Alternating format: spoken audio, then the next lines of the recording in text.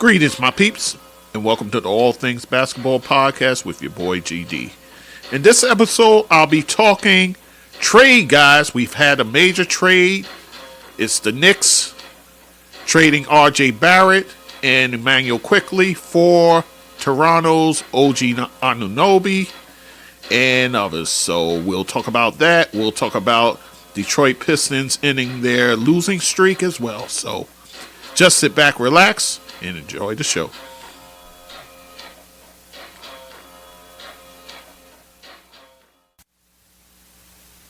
Okay, guys, it's your boy GD back with the All Things Basketball with GD podcast. First of all, I want to extend a Happy New Year's to everyone. Hope your New Year's is going fine so far. And we're just going to get into it. Like I usually say, things have been crazy on this end. Life is lifing, but I am back with this episode here. And this episode is going to be a hodgepodge of different topics and so forth. So just bear with me, guys. All right, here we go.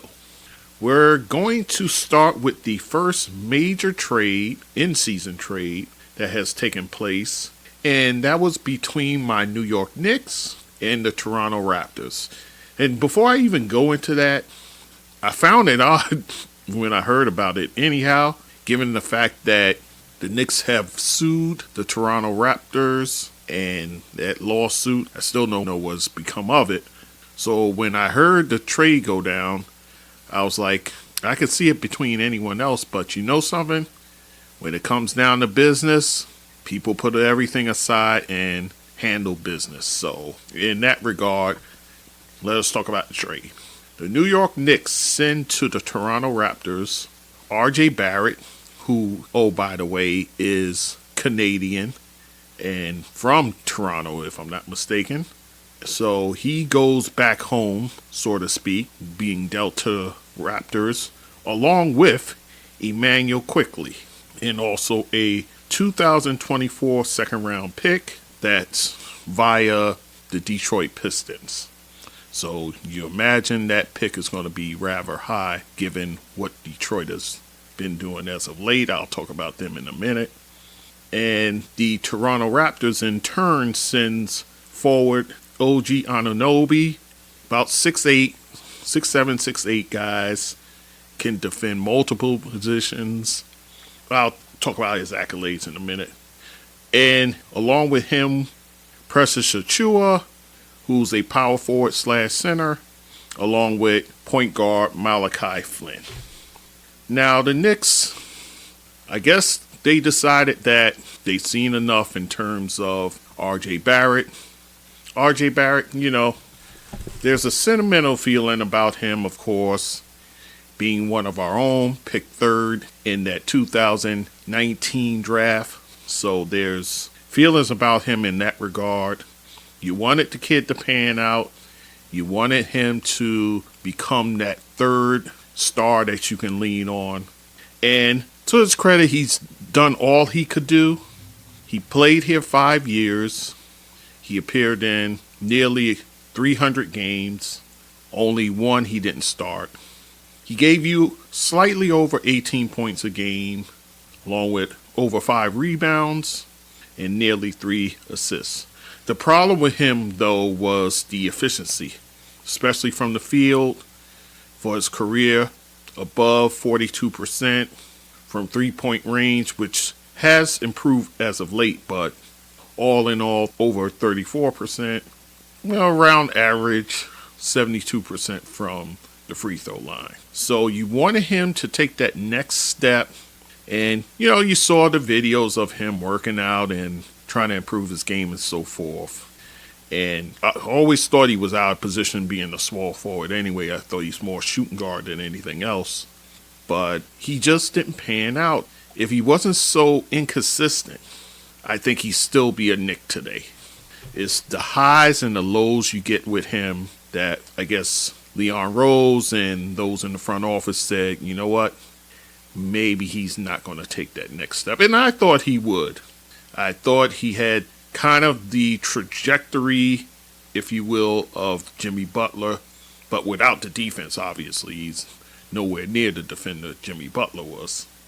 Now, on the other hand, losing Immanuel Quickley, and I mentioned it because I did an IG Live, I think this is the one that's really a punch in the gut, guys, for several reasons. Immanuel Quickley, I understand, I get it, that he wasn't going to be afforded an opportunity to be the full-time point guard here. I get that, especially once you brought Jalen Brunson into the fold. I get that. But could you have at the very least, went with him as a shooting guard? He wouldn't be undersized. He's probably about the same size as a Donovan Mitchell. So you entertained the notion of bringing in a Donovan Mitchell.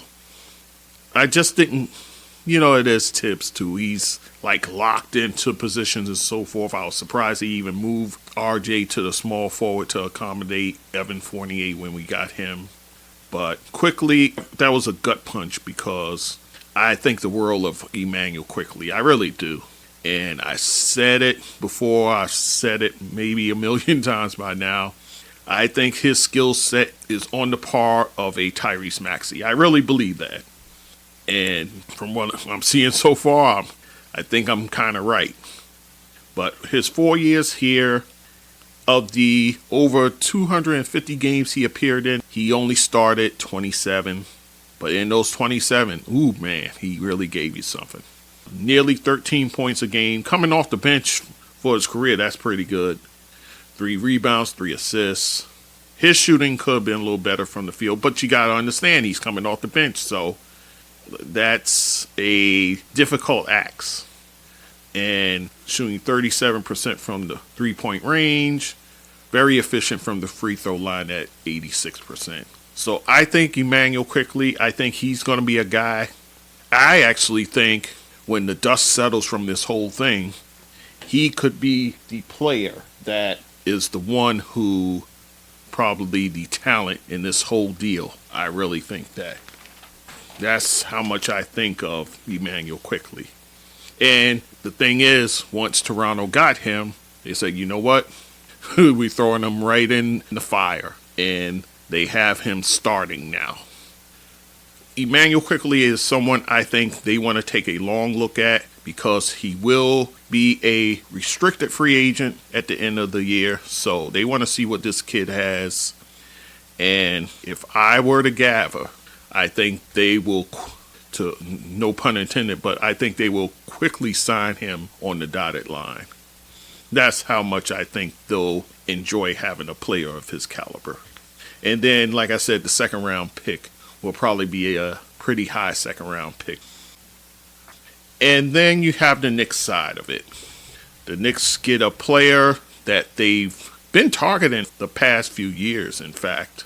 OG Anunoby, he's a guy, again, he can guard 1 through 5. I even saw the other night, well, kind of give you a peek into next week's episode, but I've seen him guard guys from point guards to Embiid. Yeah, so he is a guy who, he's played 7 years. He's played in nearly 400 games. Started over 3/4 of that. Averages nearly 12 points a game. But you got to remember, early in his career, he wasn't really starting. It wasn't until after the championship where he's afforded more of an opportunity to play and start and those sort of things. Over 4 rebounds. He gives you about a steal per game, a little over. Shoots at 47.4% from the field. 37.5% from the three-point line. He loves the corner threes. That seems to be his favorite, guys. And 74.2% from the free throw line. This is a guy who was on that championship team for Toronto. Also, he's a guy who led the league in steals last year. A guy who was all defense, second team. I actually thought he had a shot at winning Defensive Player of the Year award, which ended up going to Jaren Jackson Jr. That's how well he played defense, guys. And he is a guy who, if the scoring isn't there, you know he's going to give you something else. He's going to give you rebounding. He's going to give you defense. he's going to affect the game in other ways. Whereas RJ Barrett, if his shot was off, pretty much that was it. He was pretty much lost for the game if his shot was off. Anunoby definitely improves the starting lineup in that regard. And then he's a player at the end of the year you're going to have to re-sign. How much he asks for, that remains to be seen, guys. He's a guy who fits perfectly. He's a Tibbs type of player. Yeah, I'm expecting big things from him. Then you have Precious Achiuwa, someone I've always kind of been high on. I think he's a guy who's, if given the opportunity, he could flourish. And he's going to get an opportunity here, guys. He plays the power forward position. He can also spell your center as well. So he is a guy who seems like he's a throw-in in this deal, but he's the perfect guy for this team now. He can spell Randall. He can spell Hartenstein. Precious Achiuwa, I think this was a fine pickup for them because this is what they needed for a while now. And he can defend as well. Malachi Flynn, kind of a throw-in in this deal. I think he's like an ace in the hole just in case. Deuce McBride, he's now being put as the backup to Brunson. If Deuce flames out, then you can always go the Malachi Flynn route. So a lot of pressure on Deuce McBride stepping into Quickley's shoes as the backup to Brunson. So with that said, guys, is there another move on the horizon for the Knicks? I've heard it being bandied about. Several names I've heard being thrown around. DeJounte Murray, that's one that's been high on everyone's list. They say the fact that he's a CAA guy could be an issue in terms of a deal getting done. Also, you have a guy out there like a Jordan Clarkson, who I think you kind of lost firepower with quickly, so he would be a nice addition. What would you have to pay to get him? That's another story because you got Danny Ainge over there. And he is more than willing to try and fleece the Knicks. A guy I saw the other night, and in the past I've compared his game to Quickley, and that's a Kobe White for the Chicago Bulls. He's a guy who could be dangled out there. And also a name I heard maybe mentioned on social media, Alec Burks, who was a Knick at one time, who's now like that third guard over there for the Detroit Pistons, and someone you could get relatively cheap, guys. And I know what some Knick fans will say, the last time we had him in a Knick uniform, Tom Thibodeau was starting him actually at point guard. You know that won't happen now. You know his role will be more of a spark off the bench as a shooting guard to come in and light things up. So we pretty much know Tibbs wouldn't have that inclination to do that. Another name I heard is Malcolm Brogdon, who doesn't seem to fit what the Blazers are doing over there. He's another name to kind of keep an eye on. So you have all these different guys here. The Karl Anthony Towns, again, I don't see that coming into fruition whatsoever. He's right now on the top tier team in the West, so why in the world would they trade him to begin with? So that never made sense to me then, and even much more now it doesn't make sense. And then, of course, you have the naysayers, of course, pseudo fan Stephen A. Smith. And I was just saying to somebody the other day on social media, because they're like, do people even still listen to him? I said, I understand what you're saying, but he has the largest megaphone, being on that First Take show, being on NBA Countdown, so the mic is in his face, so he gets to blurt out his nonsensical advice to the Knicks, talking about moving heaven and earth to get Donovan Mitchell in a Knick uniform. The same Donovan Mitchell who, oh, by the way, the Knicks team pretty much dismantled in last year's playoffs. His fascination with him. I mean, I'm not taking anything from Donovan Mitchell. I think he's a fine player. But to say that's the missing piece that you need, and then what it's going to take to get him. But in any event, so he said that. He also said, as of now, this where I thought he was really delusional, that he's probably the biggest star in New York than anyone on the Knicks. That's where you really smelling your armpits now, right? That's an old saying from back in the day. But this whole notion that he wasn't impressed with the trade, It's not the trade he wants. He wants the flashy item, the one you got to gut the team for to bring in. That's what he wants to do. Now, if you left GM and front office decision in his hands, he would sink this team right into the malaise they had in the early 2000s. Thanks for the advice, but nah, we good. So we will see what's the next move on the horizon for the Knicks. But as it stands now, they have a very competitive team, a team that I feel is probably top 4, whether they can knock off any of the top 3 teams. That remains to be seen. But I tell you what, guys, I think this year in the NBA is a bit fluky. By that I mean, it seems like any and everything can happen.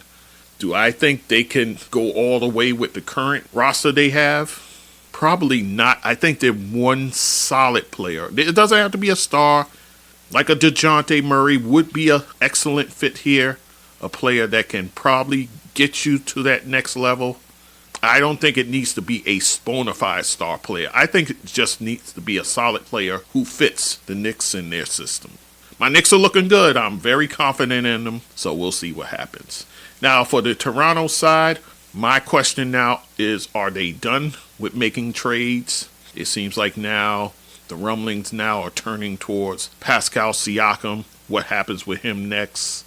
Philadelphia 76ers, although I'm not sure how they would mathematically get that done. I've heard, I think it was Kendrick Perkins talk about them. The one place I think he would be 100% perfect for is the Oklahoma City Thunder. I think if they were to somehow get their hands on him, they still got a boatload of first-round picks and so forth. They got some young talent. They will probably need a third team because of the salary that Siakam gets. You probably have to pull a third team in who wants to do a salary dump. But I think if OKC were to get a Siakam, man, they're already playing great so far. I'll talk about them in a minute. But to get a guy like that, man, that really put them in on the fast pace there. And then a dark horse team that I think if they were to get him, that I would like their chances that much more, and that would be the Houston Rockets. The Houston Rockets is a place where I think Siakam fits. Put him next to Alperen Sengun, I think would be a match made in heaven. And you probably have to give up on the young kid, Jabari Smith. You probably have to give up on him in order to do it. But hey, a guy like Pascal Siakam doesn't come around every day. So I think he would be a solid fit there. And then remember, too, Fred VanVleet is already there. So you already have somebody you have chemistry with. Keep an eye out on Houston. I think they could be a dark horse in the sweepstakes for Pascal Siakam, provided Toronto trades him. Keep that in mind. With that said, oh my gosh, I even realized, guys, this one went a pretty good distance here. But I had to talk about that trade and get that out of the way. There's a few more things I wanted to talk about. Let me just talk briefly about the Detroit Pistons, who just ended their 28-game losing streak, which was a record-tying losing streak. They were tied with the Philadelphia 76ers, who actually it transcended into 2 seasons. The end of the 2014-15 season and the beginning of the 2015-16 season. So Detroit ends that streak by beating, of all teams, what we were just talking about, the Toronto Raptors, missing guys like OG Anunoby, Precious Achiuwa, and Malachi Flynn because the trade just went down. So this game took place on December 30th. They were without those pieces there. So they were able to win that game 129-127. A game where Detroit almost gave it away again. It seemed that they were fighting in these games, but they couldn't keep leads. So Cade Cunningham led the way for them, 30 points, 12 assists with 3 rebounds. Bogdan Bogdanovic, he contributed as well, 19.7 rebounds. Jalen Duren, he had a double-double with 18 points and 17 rebounds. And an old friend of ours from the Knicks, Kevin Knox, with 17 points. And then in the loss, Pascal Siakam goes crazy for Toronto, 35 points, 5 rebounds, 4 assists. Dennis Schroeder, 30 points with 9 assists. And then Gary Trent Jr., 24 points, 4 assists, 4 steals. And Scotty Barnes, 22 points, 9 rebounds, 2 steals. But not enough to get the win. Detroit doesn't become the sole holder of the record in NBA history, which I'm sure is a sigh of relief for Monty Williams. I know Monty Williams is definitely relieved with that, but I think Monty Williams is trying to figure out what's going on over there. I do think it's kind of inexcusable for a team with decent talent for them to lose 28 straight games is definitely a dereliction of duty. I think Monty Williams has to figure out that roster over there and figure it out in a hurry. I don't know if I mentioned it, but he's had Jaden Ivey in and out of the starting lineup. He's started guys like Alec Burks, in fact, guys like Killian Hayes above Jaden Ivey. I think Jaden Ivey's a talent in this league. I think it's just a matter of him learning and figuring out how to play with Cade Cunningham, who, remember, he missed all of last season. So Cade Cunningham is such a talent, and I think they have to figure out a way to play off each other. I think that's your backcourt of the future.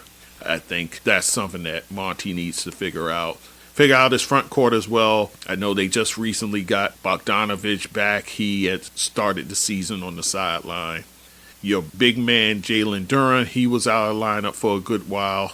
So you had that.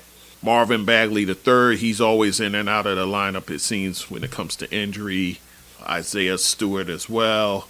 So, and there's other guys that you don't have as of now because of injury. Guys like Monty Morris, a backup point guard. Also, Joe Harris, a fine three-point sniper. Yeah, I think you got to be able to figure these things out. And, hey, maybe this is a sign of things to come.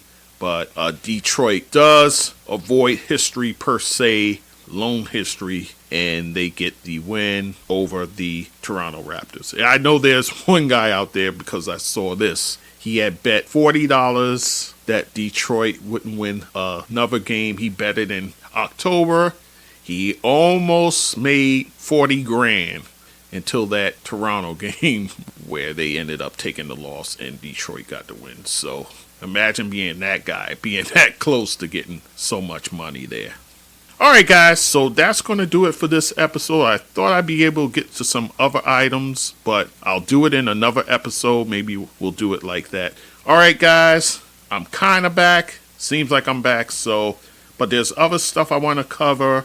We now have the first round of the All-Star voting that's come down the pike. I want to talk about that.